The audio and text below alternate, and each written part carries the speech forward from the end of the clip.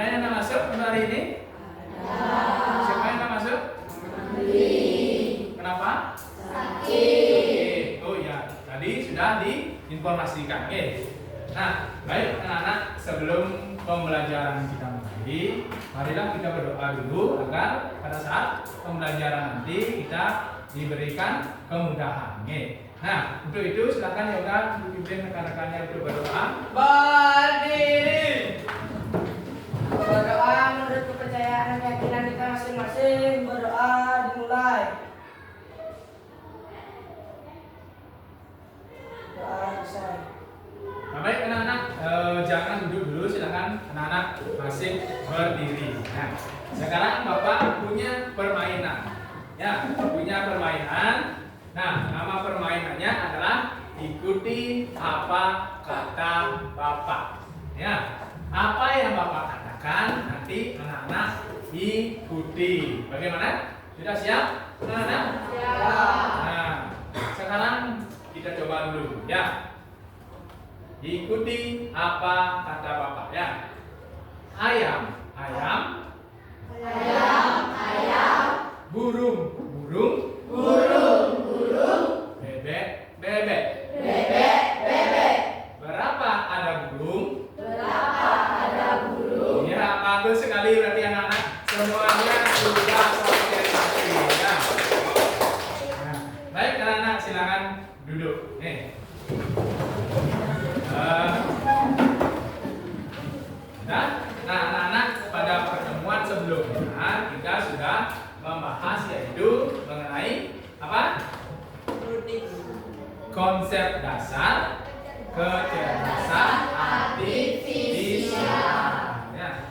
Apa saja konsep dasar daripada kecerdasan artifisial? Siapa yang masih ingat? Ayo, siapa yang masih ingat? Ada namanya apa? Ada ya apa?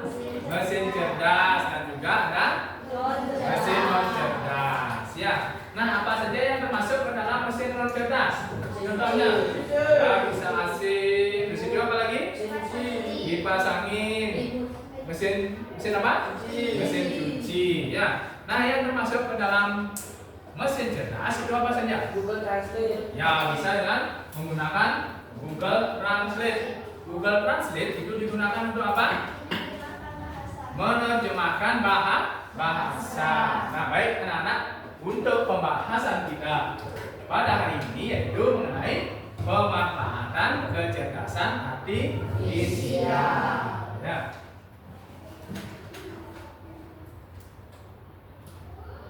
Nah, adapun tujuan pembelajaran kita pada hari ini yaitu yang pertama itu setelah mengikuti pembelajaran ini, anak-anak diharapkan dapat menjelaskan pengertian daripada kecerdasan artifisial.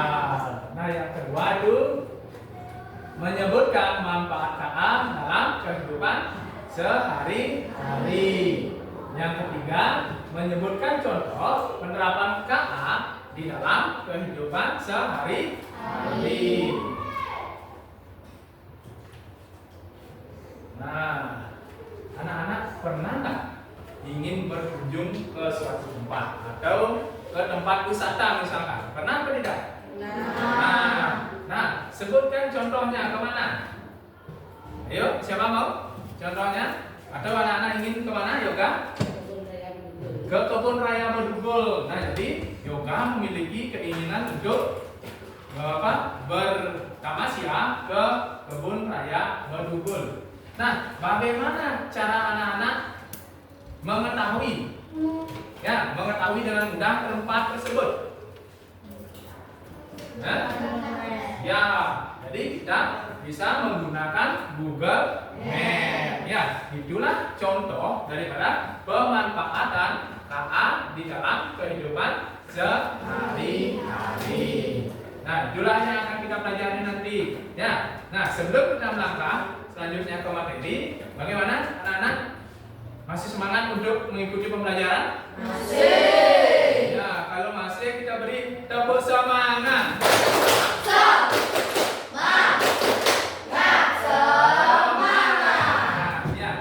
Nah, baik anak-anak, kita lanjutkan ke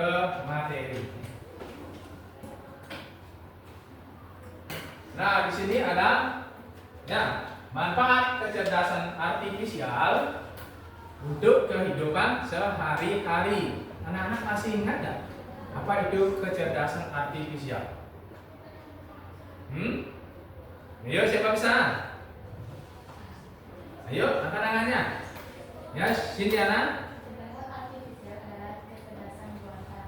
Ya, jadi kecerdasan artifisial itu adalah kecerdasan buatan. Nah, silakan beri tepuk tangan dulu kepada Sintiana. Jadi kecerdasan artifisial itu merupakan kecerdasan buatan. Siapa yang membuat? Siapa yang membuat? Manusia. Tujuannya untuk apa? Yaitu untuk membantu kegiatan manusia sehari-hari. Oke, di sini ada fungsi daripada kecerdasan artifisial. Nah, jadi fungsinya itu adalah kecerdasan artifisial dapat membantu manusia dalam melakukan pekerjaan dengan lebih cepat, lebih mudah, dan lebih efisien. Ya, dengan kecerdasan artifisial ini informasi yang diperoleh lebih cepat walaupun ya kredibilitasnya perlu dicek kembali sebelum digunakan. Oke. Nah, selanjutnya ini ada contoh AI ya atau kecerdasan artifisial di berbagai bidang. Nah, gambar yang pertama itu gambar apa? Google Maps. Ya, Google Maps. Fungsinya untuk apa? Mencari lokasi atau sebagai penunjuk arah. Jadi ini Google Maps dimanfaatkan di bidang apa? Transportasi. Nah, yang kedua anak-anak tidak asing lagi. Ya, ini apa? Ya, ChatGPT. Anak-anak sering tak menggunakan ChatGPT? Hah? Sering apa tidak? Sering apa tidak? Tidak. Ya. Nah, jadi ChatGPT ini bisa kita manfaatkan di bidang pendidikan. Oke, misalkan anak-anak mau mencari informasi tentang apa, silakan bisa dicari di sana, ya. Nah, kemudian ada yang ketiga, YouTube. Ini di bidang hiburan, ya, merekomendasikan. Mungkin anak-anak suka menonton film, jadi bisa dicari di YouTube. Oke. Nah, apalagi AI atau kecerdasan artifisial yang anak-anak ketahui selain contoh-contoh di sini? Ada lagi? Google Translate ya bisa untuk apa? Ya, menerjemahkan bahasa. Misalkan anak-anak belajar bahasa Inggris, ya. Jadi anak-anak bisa mentranslate dari bahasa Inggris ke bahasa Indonesia. Begitu juga sebaliknya dari bahasa Indonesia ke bahasa Inggris, ya.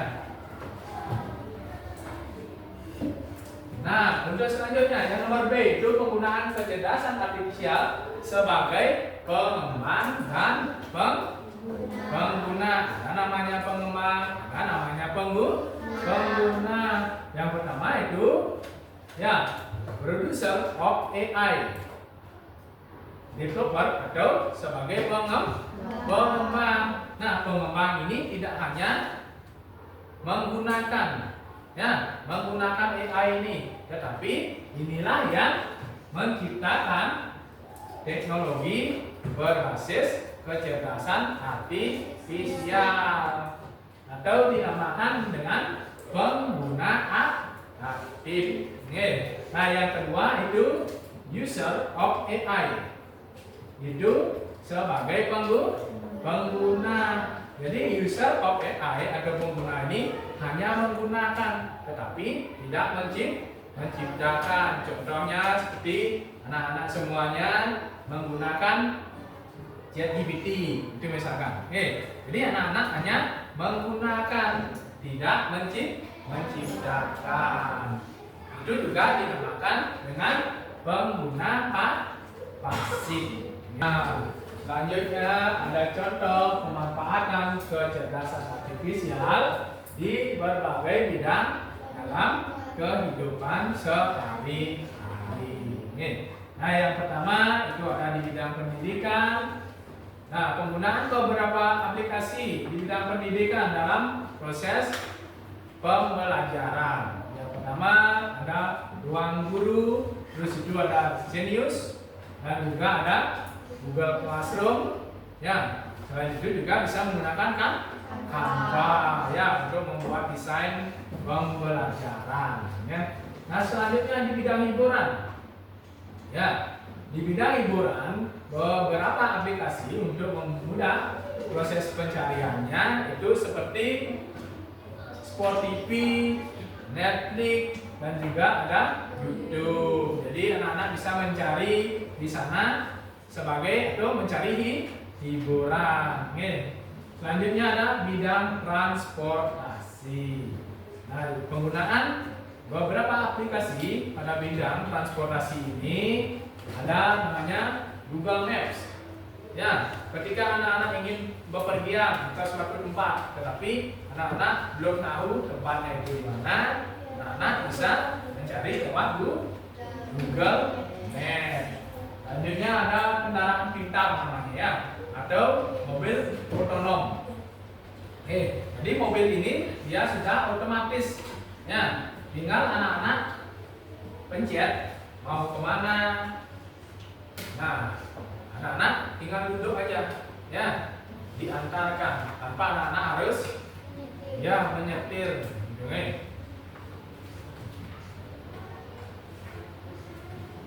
Nah, ada bidang kesehatan, ya. Jadi KA di bidang kesehatan ini membantu yaitu mendeteksi penyakit lebih cepat melalui analisis gambar medis atau rekam medis, ya. Nah, selanjutnya ada bidang keamanan. Yuk, siapa yang bisa membaca? Bidang keamanan. Pengguna, ya silakan. Bidang keamanan, penggunaan beberapa aplikasi untuk mempermudah seperti Face Unlock, Close Crime Television. Ya, jadi di bidang keamanan itu bisa menggunakan Face Unlock. Jadi anak-anak menggunakan apa? Ya, wajah, ya, rekam wajah. Ya, ketika anak-anak mau membuka HP, itu misalkan membuka kunci HP, itu kan menggunakan wajah. Terus itu ada CCTV, ya, untuk keamanan, untuk memantau misalkan anak-anak bepergian bersama keluarga di rumahnya kosong, jadi bisa memanfaatkan CCTV untuk memantau keadaan rumah. Selanjutnya ada etika dalam penggunaan kecerdasan artifisial. Yang pertama itu jujur dan terbuka. Selanjutnya ada bertanggung jawab. Jadi anak-anak harus bertanggung jawab terhadap penggunaan AI atau kecerdasan artifisial. Nah, adil untuk semua orang, ya. Jadi penggunaan kecerdasan artifisial ini adil untuk semua orang tanpa membeda-bedakan baik itu ras, budaya, ya, dan sebagainya. Nah, yang terakhir itu menjaga privasi.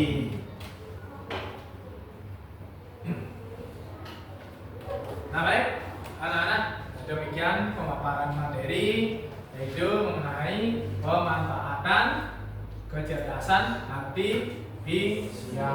Nah, kira-kira ada yang mau anak-anak tanyakan atau belum anak-anak pahami?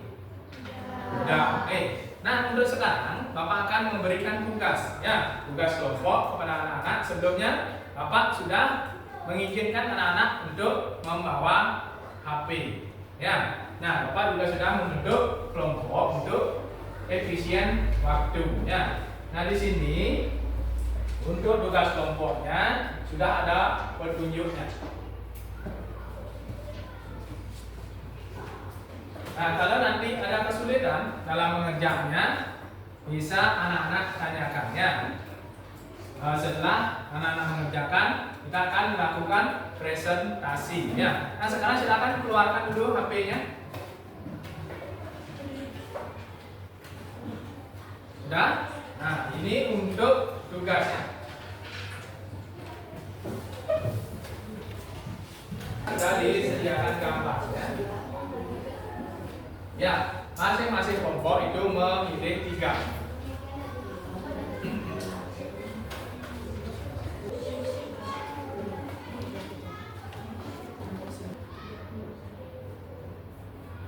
Anak-anak sudah semuanya selesai? Nah, kalau sudah, kita akan presentasikan hasil kerja kelompok anak-anaknya. Nah, kita mulai dari kelompok 1. Yang maju hanya perwakilan. Nih, silakan perwakilan dari kelompok 1. Silakan maju ke depan.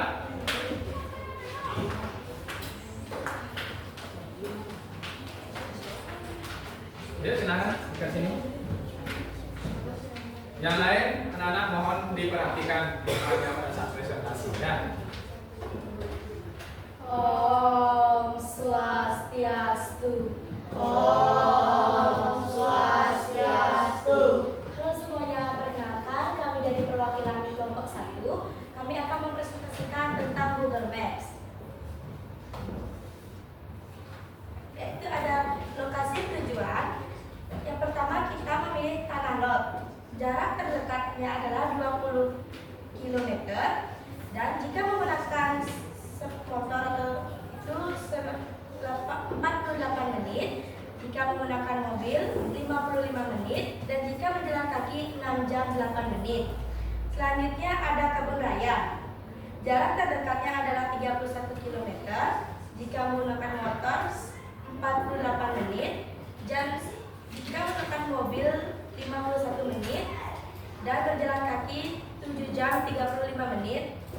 Selanjutnya ada Danau Beratan, yaitu jarak terdekatnya adalah 32 km. Jika menggunakan motor 50 menit, menggunakan mobil 54 menit dan jika berjalan kaki 7 jam 47 menit. Nah, baik, anak-anak, di sini dari kelompok 1 itu memilih lokasinya adalah tanah lot, terus itu kebun raya dan Danau Beratan. Nah, inilah jarak terdekatnya. Jarak terdekat apabila mungkin anak-anak ingin berkunjung ke tempat-tempat ini ya. Nah, waktu tempuhnya sudah dijelaskan di sini. Dengan menggunakan sepeda motor, berapa waktu tempuhnya, disebut dengan mobil dan juga jalan kaki. Ya. Baik, silakan duduk. Baik, demikianlah presentasi dari kelompok 1. Kami tutup dengan Brahma Santi. Om Santi Santi Santi Om. Om Santi Santi Santi. Nah, silakan duduk. Silakan beri tepuk tangan dulu ke kelompok 1 ya. Perwakilan dari kelompok 1. Tadi merupakan presentasi mengenai Google Maps ya. Nah, untuk selanjutnya anak-anak kita akan mengerjakan tugas mandiri. Ya. Nah, di sini Bapak ada tugas ya untuk anak-anak nanti dikerjakan secara mandiri. Nah, di sini ada 5 pertanyaan.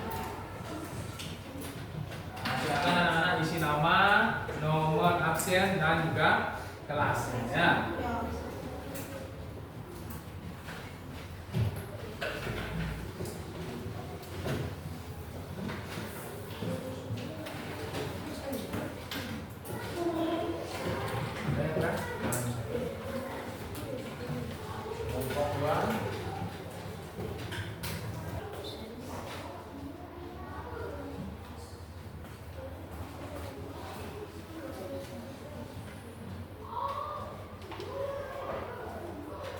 Anak-anak, Bapak lihat anak-anak semuanya sudah selesai mengerjakan. Silakan dikumpul sesuai dengan kelompoknya, berkelompok. Silakan satu orang untuk mengambil, mengumpulkan.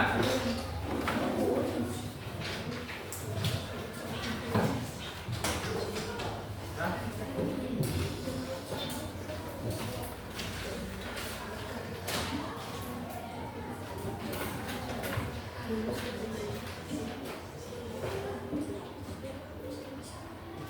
baik anak-anak, tadi anak-anak sudah mengerjakan tugas kelompok, sudah mengerjakan tugas mandiri. Nah, bagaimana perasaan anak-anak pada saat mengikuti pembelajaran tadi? Ada yang merasa sedih? Jadi semuanya harus senang dalam mengikuti pembelajaran, ya. Nah, kemudian apa yang sudah anak-anak pelajari tadi? Ya, silakan.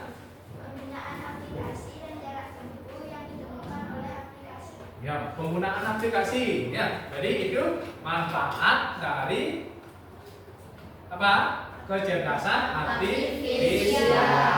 Nah, selanjutnya kesimpulan dari pembelajaran kita hari ini yaitu adalah kecerdasan artifisial sangat bermanfaat bagi kehidupan kita sehari-hari dalam berbagai bidang, sangat membantu kita dalam memecahkan permasalahan yang kita hadapi.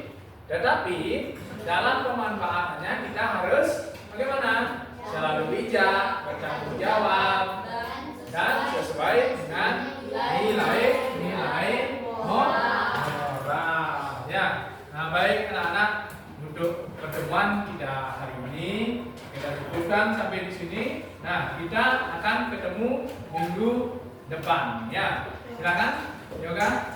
Berdiri. Bravo.